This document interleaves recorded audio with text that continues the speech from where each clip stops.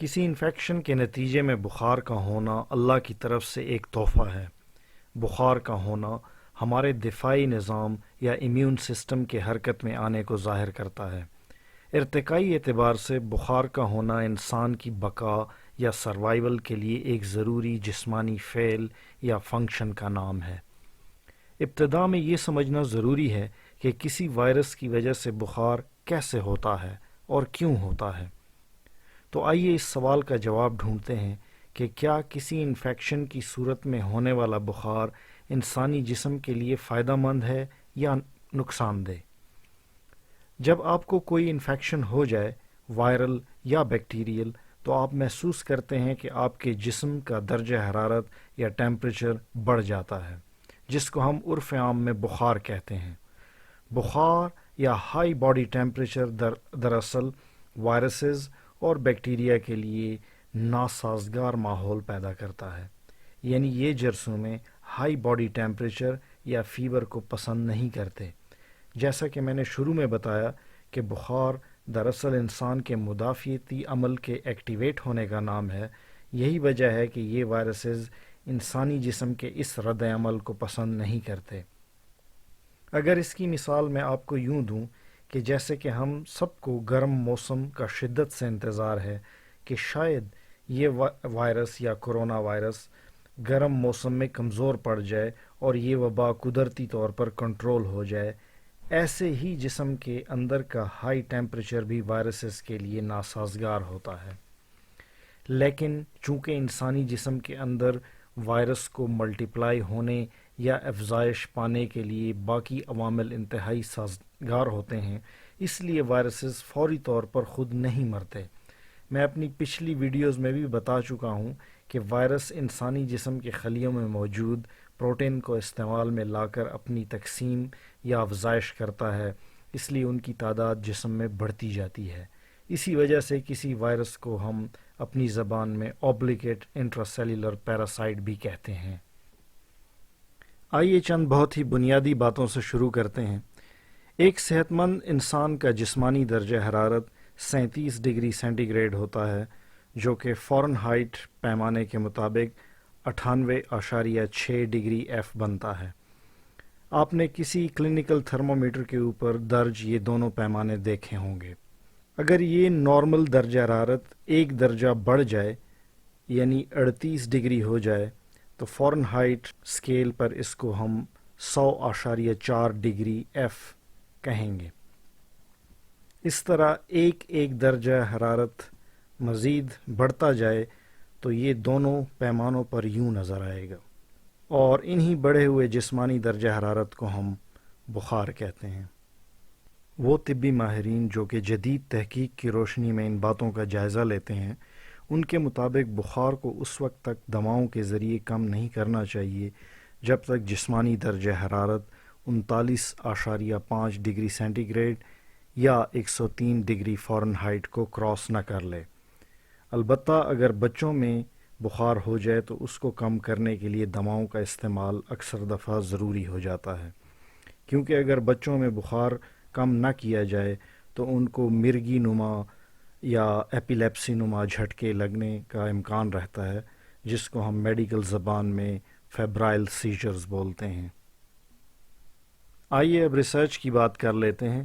ایسی بہت ساری پبلش رپورٹس اور سٹڈیز موجود ہیں، جن میں کچھ کلینکل اور پاپولیشن بیس سٹڈیز بھی شامل ہیں، جن کے مطابق وائرل انفیکشنز میں پیراسیٹامول، آئبوپروفین جس کو ہم بروفین کہتے ہیں، یا ایسپرن، میفینیمک ایسڈ، ڈائکلوفینیک، انڈومیتھاسن اور نیپروکسن جیسی ادویات جو کہ بخار اور درد کو کم کرتی ہیں، ان کا استعمال وائرل انفیکشن کی صورت میں آپ کے مدافعتی نظام کو دھچکا لگا سکتا ہے، اور اگر وہ انفیکشن نوول کرونا وائرس کی وجہ سے ہو، جس کے لیے ابھی تک بنی نوع انسان کے جسم میں قدرتی طور پر بننے والی اینٹی باڈی نہیں بن پائی، تو ان ادویات کے اور بھی زیادہ منفی اثرات ہو سکتے ہیں۔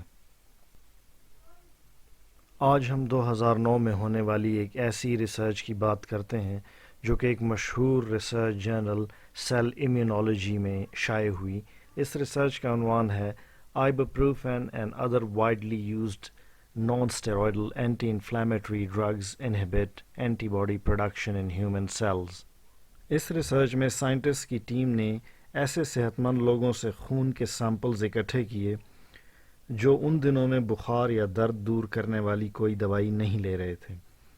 انہوں نے جمع شدہ خون سے خون کے سفید خلیے یا وائٹ بلڈ سیلز کی وہ قسم جن کو ہم بی لیمفوسائٹس کہتے ہیں ان کو الگ کیا. یاد رہے یہی بی لیمفوسائٹس کسی بھی وائرل انفیکشن میں وائرس کے خلاف اینٹی باڈیز بناتی ہیں جن کا کام وائرس کو مارنا ہوتا ہے. مزید انہوں نے بخار اور درد کو کم کرنے والی 5 ادویات جن میں آئبوپروفین، ایسپرین، پیراسیٹامول، نیپروکسن اور انڈومیتھاسن شامل ہیں کو لے کر تجربات کیے اور یہ جانچنے کی کوشش کی کہ یہ ادویات مدافعتی نظام کو کس حد تک متاثر کر سکتی ہیں. کیے گئے تجربات سے ثابت ہوا کہ اسکرین پر نظر آنے والی یہ تمام ادویات جب بی لیمفوسائٹس کے ساتھ اکٹھی کی گئیں تو پتہ چلا کہ ان دواؤں نے ان مدافعتی خلیوں یعنی بی لیمفوسائٹس سے بننے والی اینٹی باڈیز کو کم کر دیا. بی لیمفوسائٹس کی ایکٹیویشن سے جو اینٹی باڈی بنتی ہے ہم اس کو آئی جی ایم یا امیونوگلوبولن ایم کہتے ہیں. ان دواؤں نے نہ صرف آئی جی ایم کو کم کیا بلکہ یا امیونوگلوبولن جی کو بھی کم کر دیا. ایک انتہائی دلچسپ بات یہ دیکھنے میں آئی کہ جب آئبوپروفین کو جلدی استعمال کیا گیا تو اینٹی باڈیز بننے کا عمل زیادہ متاثر ہوا، جبکہ جب اس دوائی کا استعمال دیر سے کیا گیا تو اینٹی باڈیز کم متاثر ہوں.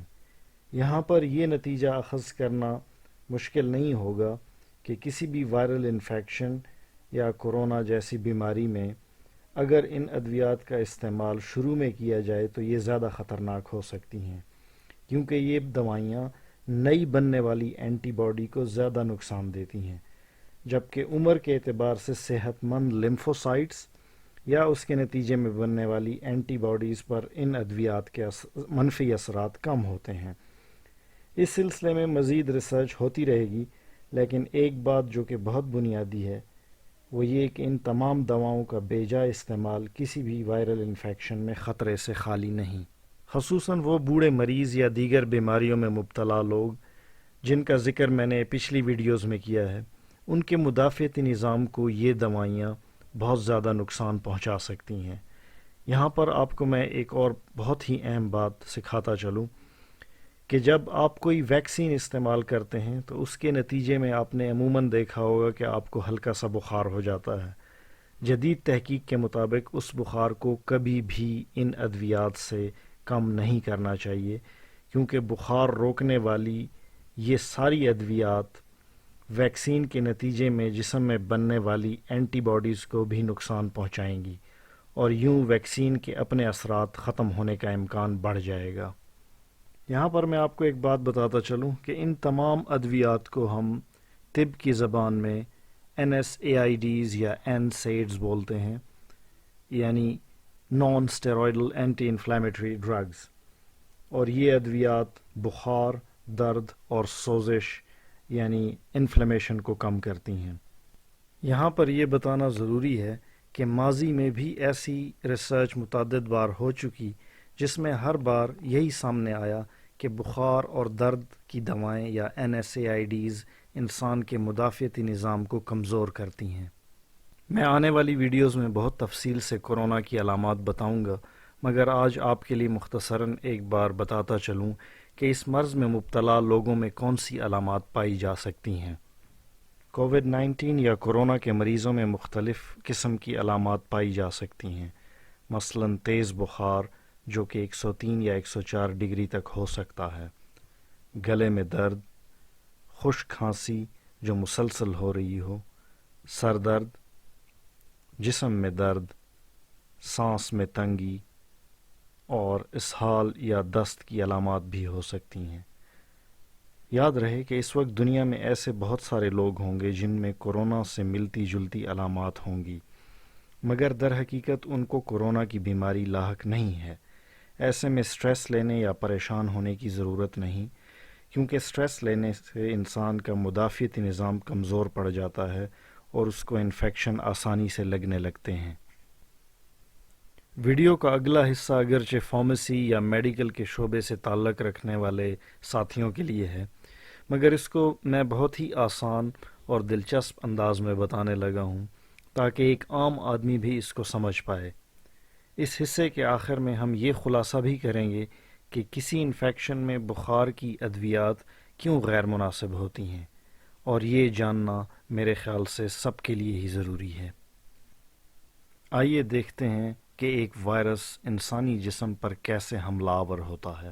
پہلے دیکھتے ہیں کہ وائرل انفیکشن کیا ہوتا ہے۔ وائرل انفیکشن کا مطلب ہے آپ کے جسم کے اندر وائرسز کا موجود ہونا۔ یہ وائرس انسانی جسم کے باہر تقسیم یا نشوونما نہیں پا سکتے، اس لیے یہ انسانی خلیوں میں داخل ہو کر ہی اپنی افزائش کرتے ہیں۔ یہ وائرس ہیں اور یہ انسانی جسم کے وہ مدافعتی خلیے یا سیلز جن کو ہم وائٹ بلڈ سیلز یا لیوکوسائٹس کہتے ہیں، ان کی کچھ اقسام ہیں جیسا کہ مونوسائٹس، لیمفوسائٹس وغیرہ۔ اب کسی بھی وائرل انفیکشن میں یہی مونوسائٹس اور لیمفوسائٹس لڑتے ہیں اور ان وائرسز کے خلاف اینٹی باڈی بناتے ہیں۔ کسی وائرل انفیکشن میں یہ وائرس انہی لیمفوسائٹس اور مونوسائٹس کے اندر داخل ہو جاتے ہیں۔ اگلے مرحلے میں یہ وائرس ان سیل سے باہر آ جاتے ہیں۔ اسی دوران مدافعتی سیل سے نہ صرف وائرس باہر آتے ہیں بلکہ کچھ اور کیمیکلز جن کو ہم پائروجنز کہتے ہیں وہ بھی ساتھ باہر آتے ہیں۔ ان پائروجنز کو ہم سائٹوکائنز بھی کہتے ہیں۔ یہی سائٹوکائنز مختلف سیلز کے بیچ میسنجر کا کام کرتے ہیں۔ ان کو پائروجنز کا نام اس لیے دیا گیا ہے کہ یہی پائروجنز پائریکسیا کاز کرتے ہیں، جس کو ہم سادہ الفاظ میں بخار یا فیور کہتے ہیں۔ اب یہ سمجھتے ہیں کہ یہ پائروجنز آخر بخار کیسے کرتے ہیں۔ یہ پائروجنز دماغ کے ایک حصے جس کو ہم ہائپوتھیلیمس کہتے ہیں، وہاں پر خون کے ذریعے پہنچ جاتے ہیں، یعنی خون کی نالیوں کے ذریعے پہنچ جاتے ہیں۔ اسی ہائپوتھیلیمس کو ہم تھرمو ریگولیٹر بھی کہتے ہیں، یا ہم یہ کہہ سکتے ہیں کہ یہ جسمانی درجہ حرارت یا ٹیمپریچر کو کنٹرول کرنے والا حصہ ہے۔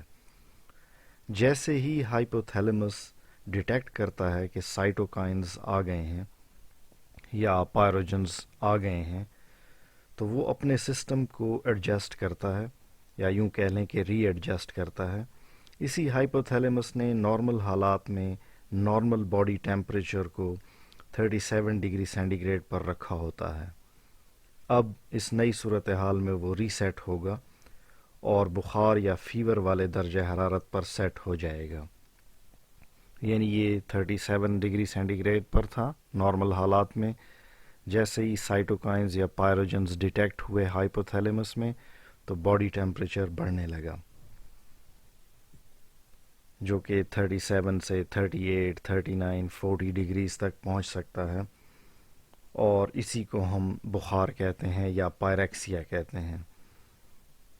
ایسے میں یہ ہائپوتھیلیمس آپ کو محسوس کرائے گا کہ آپ کو سردی لگ رہی ہے۔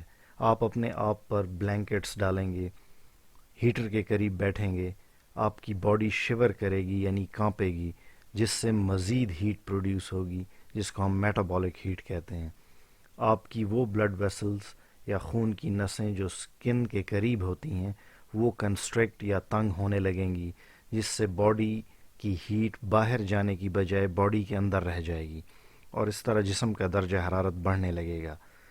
جسم کا یوں اپنے درجہ حرارت کو بڑھا لینا ایک انتہائی اہم بایولوجیکل رسپانس ہے، جس کا مقصد آنے والے خطرے یعنی وائرس یا بیکٹیریا کے خلاف مقابلے پر باڈی کو فائٹ موڈ میں لانا ہوتا ہے۔ آئیے اب واپس آتے ہیں کہ ان مدافعتی خلیوں سے نکلے ہوئے یہ وائرس آگے کہاں جائیں گے۔ یہ وائرس جب باہر آتے ہیں تو قریبی لمفوسائٹس یا مونوسائٹس میں داخل ہو جاتے ہیں، جیسا کہ آپ یہاں دیکھ سکتے ہیں، یعنی ان کو انفیکٹ کریں گے یا صحت مند مونوسائٹس یا لمفوسائٹس کے اندر داخل ہو کر ان کے اندر ملٹیپلائی ہونا شروع ہو جائیں گے، اور اس طرح مزید وائٹ بلڈ سیلز یا لمفوسائٹس اور مونوسائٹس کو لپیٹ میں لینے کا یہ عمل جاری رہے گا۔ جو سٹیپس یہاں پہ دکھائے گئے ہیں، کسی بھی وائرل انفیکشن میں انسانی جسم میں ایسا ہی ہوتا ہے۔ وائرس کو ہم اوبلیگیٹ انٹراسیلولر پیراسائٹ اسی لیے کہتے ہیں کہ یہ محض اس وقت اپنی تقسیم یا نشو و نما کر سکتے ہیں جب یہ انسانی خلیوں میں داخل ہو جائیں۔ ان کے پاس اپنا کوئی میٹابولک سسٹم یا میٹابولک مشینری نہیں ہوتی۔ جیسا کہ آپ جانتے ہیں کہ خون میں دو طرح کے ذرات یا سیلز موجود ہوتے ہیں، ریڈ بلڈ سیلز یا سرخ خلیے اور وائٹ بلڈ سیلز یا سفید خلیے۔ سرخ خلیے جسم میں مختلف سیلز تک آکسیجن پہنچانے کا کام کرتے ہیں، جبکہ سفید خلیے مدافعتی نظام یا امیون سسٹم چلاتے ہیں۔ اب انہی سفید خلیوں یا وائٹ بلڈ سیلز جن کا ذکر چل رہا ہے، جن کو لیوکوسائٹس کہتے ہیں، جس کی مثال مونوسائٹس اور لمفوسائٹس ہیں، انفیکشن کے بعد یہ کچھ کیمیکلز جن کو ہم انٹرفیرونز کہتے ہیں وہ ریلیز کرنا شروع کر دیتے ہیں۔ یہ انٹرفیرونز ان سیلز کے اندر ہی بنتے ہیں اور ڈیفیوز ہو کر باہر نکلنا شروع کر دیتے ہیں۔ ان کیمیکلز کو انٹرفیرونز اسی لیے کہتے ہیں کیونکہ یہ وائرسز کے خلاف کام کرتے ہیں، یعنی وائرسز کے کام میں انٹرفیرنس یا مداخلت کرتے ہیں۔ یہ انٹرفیرونز جسم کے صحت مند مدافعتی خلیوں یا وائٹ بلڈ سیلز کی جانب بڑھتے ہیں۔ قدرتی طور پر تمام صحت مند خلیوں کی بیرونی سطح کے اوپر کچھ ریسیپٹرز موجود ہوتے ہیں، جیسا کہ آپ دیکھ رہے ہیں۔ ان سیلز کی سیل میمبرین کے اوپر یہ ریسیپٹر پائے جاتے ہیں جن کو ہم انٹرفیرون ریسیپٹرز کہتے ہیں۔ ہم اسٹوڈنٹس کو عموماً مثال دینے کے لیے سمجھاتے ہیں کہ یہ انٹرفیرونز ایک چابی کا کام کرتے ہیں، جبکہ یہ ریسیپٹرز تالے کا کام کرتے ہیں۔ یہی انٹرفیرونز ان تالوں کو لگیں گے، یعنی ان کے اندر جا کر بائنڈ ہوتے ہیں، اور اس کے بعد سیلز کے اندر کچھ اہم تبدیلیاں رونما ہوتی ہیں۔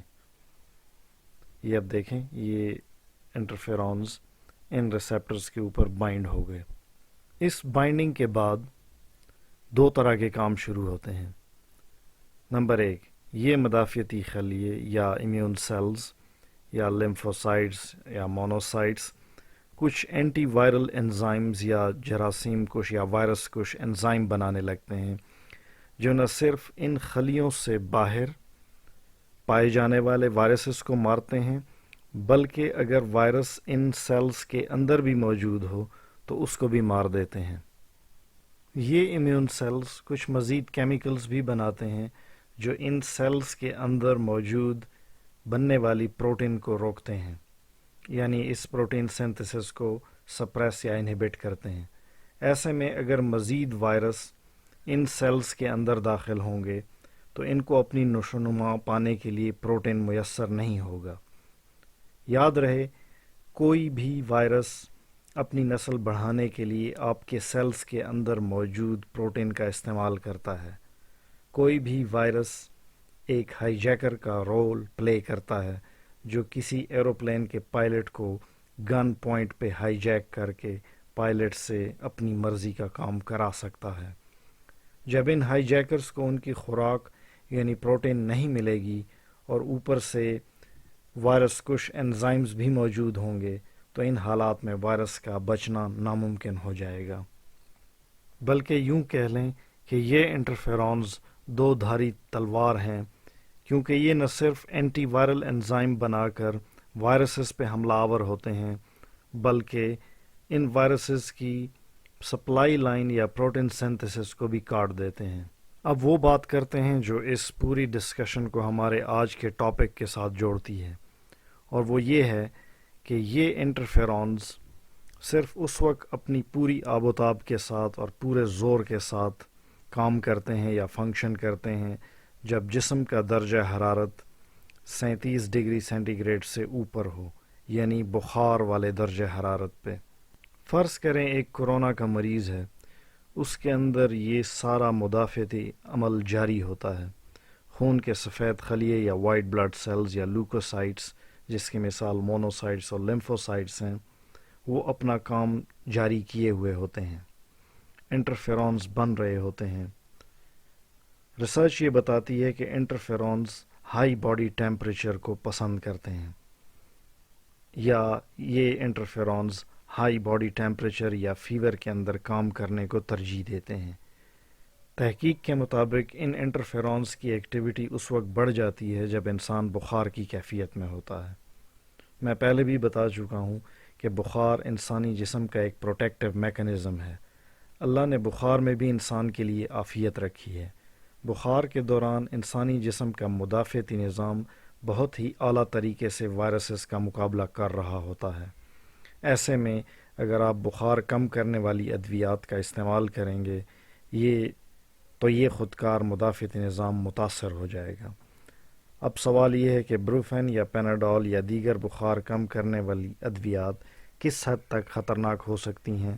تو اس کا جواب یہ ہے کہ بلا شک و شبہ یہ ادویات آپ کے مدافعتی نظام میں خلل ڈالیں گی، لیکن یہاں دو مختلف صورتوں کو بیان کرنا ہوگا۔ اگر آپ جوان ہیں یا آپ کا مدافعتی نظام قدرتی طور پر بہت تگڑا ہے تو شاید یہ ادویات لینے سے آپ کو زیادہ نقصان نہیں ہوگا، کیونکہ یاد رہے انسان کو اللہ نے بہت ہی طاقتور بنایا ہے۔ لیکن اگر آپ مدافعتی حوالے سے زیادہ صحت مند نہیں ہوں گے، یا آپ کو بلڈ پریشر، شوگر، کینسر یا گردوں، پھیپھڑوں اور دل کے دیگر امراض لاحق ہوں گے، یا آپ کی عمر ڈھل رہی ہے، یا ایسے افراد جو بوڑھے ہیں، تو ایسے تمام افراد کا مدافعتی نظام کمزور پڑ چکا ہوتا ہے۔ اس لیے اگر ایسے مریضوں میں بخار کم کرنے والی ادویات کا استعمال کیا جائے تو ان کی جان خطرے میں پڑ سکتی ہے، اور خصوصاً کورونا جیسے موذی مرض میں تو اور بھی زیادہ احتیاط کی ضرورت ہے۔ یہاں پر ایک بات تشویشناک ہے کہ کورونا کے اکثر مریضوں کو شدید بخار ہوتا ہے، جو کہ بخار کم کرنے والی دواؤں سے بھی کم نہیں ہو پاتا۔ یہ بتاتا چلوں کہ کورونا کے ایسے پیشنٹس بھی دیکھے گئے ہیں جن میں بخار زیادہ تیز نہیں ہوتا۔ اپنی آئندہ آنے والی ویڈیوز میں کورونا کے حوالے سے چند مزید اہم سائنسی پہلوؤں کا جائزہ پیش کروں گا۔ تب تک کے لیے اللہ حافظ۔